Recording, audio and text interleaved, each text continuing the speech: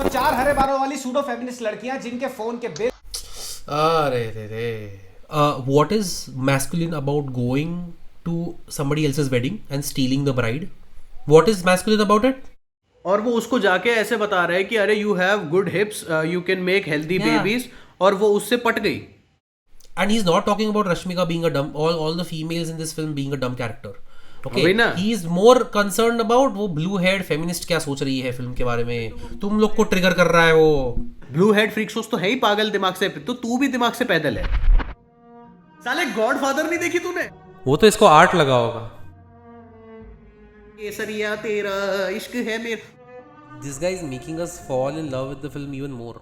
हाय guys, मैं हूं शांतनु और इस वीडियो में मैं जाऊंगा into some of the most problematic things shown in the film Animal. और ये करने के लिए, इन चीजों को एड्रेस करने के लिए, इनको डिटेल करने के लिए और इन पे अपना तर्क रखने के लिए मेरे को यूज करने पड़ेंगे स्पॉयलर्स। और इसी के साथ मैं बात करूंगा about some really interesting and burning opinions. For example, क्या तृप्ति डिमरी और उनका पूरा का पूरा एंगल स्टोरी में अननेसेसरी था? क्या संदीप रेड्डी वांगा को मेंटल इश्यूज हैं जो वो ऐसी फिल्में बनाते हैं? तो इन सब चीजों के बारे में आज बात करेंगे, honestly saying opinions. Alpha men, toxic masculinity and misogyny in this film। पहली बात तो यह कि रणबीर कपूर का कैरेक्टर एनिमल में एक लीनियर डायरेक्शन में एग्जिस्ट नहीं करता। इनफैक्ट रणबीर का कैरेक्टर एग्जिस्ट करता है on a very broad and on a very abstract spectrum of typical male. Fourth dimension में एग्जिस्ट करता है। क्यूबिस्ट पेंटिंग है ये।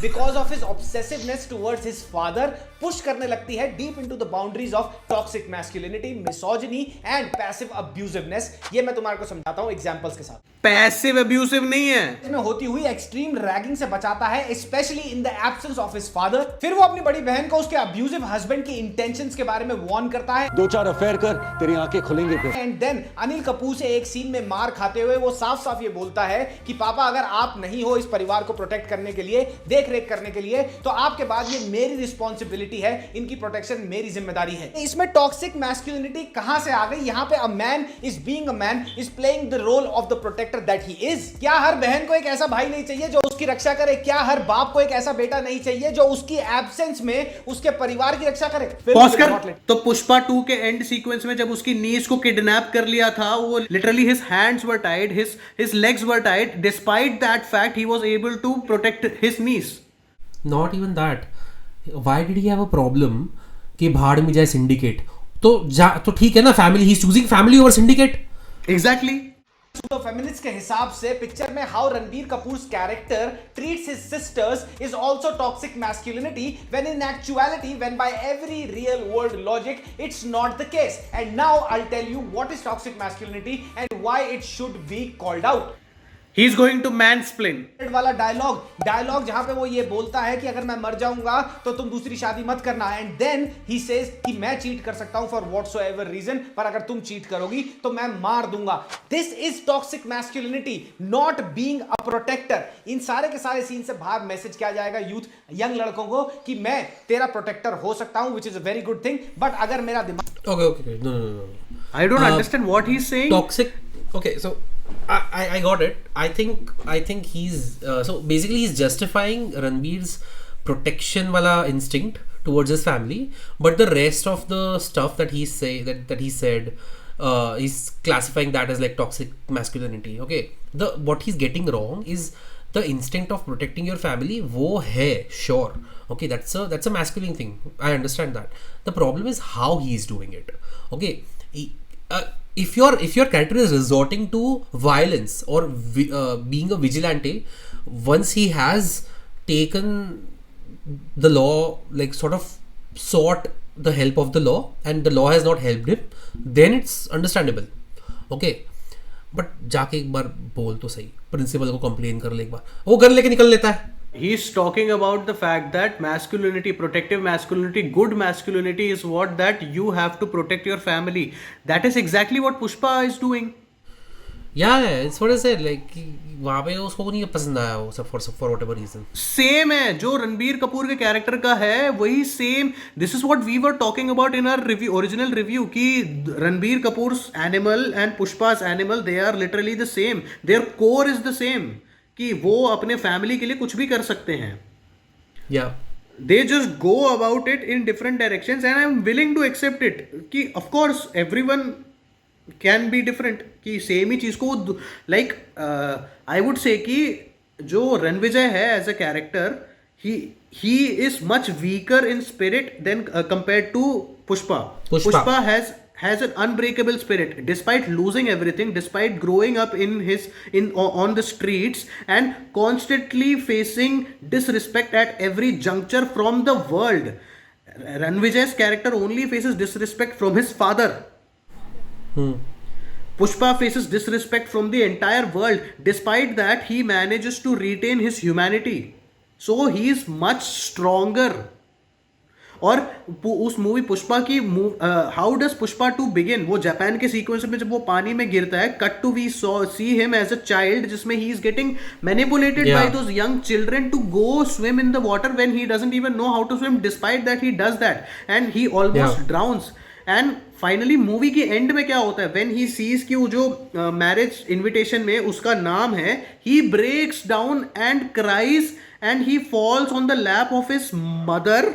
रोना नहीं चाहिए, मर्द रोता नहीं है ना. और उसके बगल में उसकी बीवी है. He is showing his vulnerable side to them. पूरी मूवी में दुनिया से लड़ा है वो and he is breaking down. उससे ज्यादा मैस्कुलिनिटी कुछ नहीं है. He has retained his emotional core. He is a pure soul. He has created a hard exterior to protect his inner innocent child, जो वो अभी तक है. And that goes to show कि स्पिरिचुअली वो स्ट्रांग है. रणविजय तो भाई वो बाप का डांट चार गाली नहीं सुन पाया, तो उसके चक्कर में वो he is just using it as an excuse to do as much crime as possible. वो है उसका कैरेक्टर रणविजय का. yes he has some traits, yes he has that quality of protecting his family, he has that quality, but still compared to Pushpa he is a reprehensible character for sure. चूतिया है साला, इसको defend कर रहा है बैठ के. हाँ खत्म करते हैं इसको. जो रणबीर कपूर के कैरेक्टर का इस पिक्चर में हो जाता है because of his obsessiveness towards his father. मैं तेरे प्रोटेक्टर से तेरा अब्यूजर भी बन सकता हूं, and this is absolutely the wrong message to send to the young boys. I really wish you'd died that day. एक टॉक्सिक मैस्कुलिन मेल और एक मैस्कुलिन मेल में जमीन आसमान का फर्क होता है. अगर तुम्हारा आदमी टॉक्सिक है then by all means leave him, report him. But अगर तुम्हारा आदमी एक जनरल पॉइंट ऑफ कंसर्न से आ रहा है जो उसकी मैस्कुलिनिटी से ओरिजिनेट होता है कि हाँ यार मेरे को इसको प्रोटेक्ट करना है, I have to warn her of the potential dangers that other men might poses to her in the real world, तो उसको टॉक्सिक मैस्कुलिनिटी नहीं बोलते, क्योंकि यही लोग तुम्हारे को प्रोटेक्ट करने आएंगे. वो यास गर्ल गो क्वीन करने वाले सॉय बॉयज तुम्हारे को प्रोटेक्ट नहीं करने आएंगे. There is no doubt and I 100% agree to the fact कि second half पिक्चर का मेजरली ग्लोरीफाई करता है और सेलिब्रेट करता है टॉक्सिक मैस्कुलिनिटी को, which should be called out time and again because एक बहुत ही गलत मैसेज है. But also this does not mean कि पूरी की पूरी पिक्चर टॉक्सिक मैस्कुलिनिटी को प्रमोट करती है. ऐसा नहीं है. पिक्चर का फर्स्ट हाफ जो है that talks to young men, that talks to young boys that you have to act masculine in certain situations because when it comes to your family a male has to do what a male has to do. तो 4 हरे बारों वाली pseudo feminist लड़कियां जिनके phone के bill what is masculine about going to somebody else's wedding and stealing the bride? What is masculine about it? और वो उसको जाके ऐसे बता रहे हैं कि अरे you have good हिप्स, you can make healthy babies, और वो उससे पट गई. And he's not talking about Rashmika being a dumb, all the females in this film being a dumb character.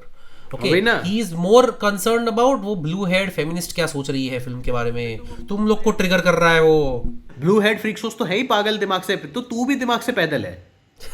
ये अपना ये मैस्कुलिन साइड पे ब्लू हेयर है ये. और प्राइवेट कॉलेज की ट्यूशन फीस उनके पिताजी भर रहे हैं. More power to you for calling out the toxic masculinity shown in this film, but I request you, humbly request you to watch this film once again and watch it with a very open mind. अच्छा hypocrisy, ये मोदी जी का meme डालो, hypocrisy की भी सीमा होती है. साले तू पुष्पा 2 देखना ओपन माइंड के साथ. Because this film is not entirely about promoting toxic masculine behavior. Okay.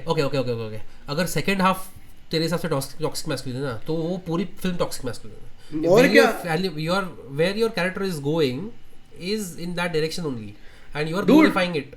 Toxic masculinity is shown from the first frame itself. जो उसका बाप है, he is a pure toxic masculine man. वो अपने बेटे को लिटरली अब्यूज कर रहा है, फिजिकली अब्यूज कर रहा है, पूरे टाइम उसको ग्रो नहीं करने दे रहा है. That is called toxic masculinity.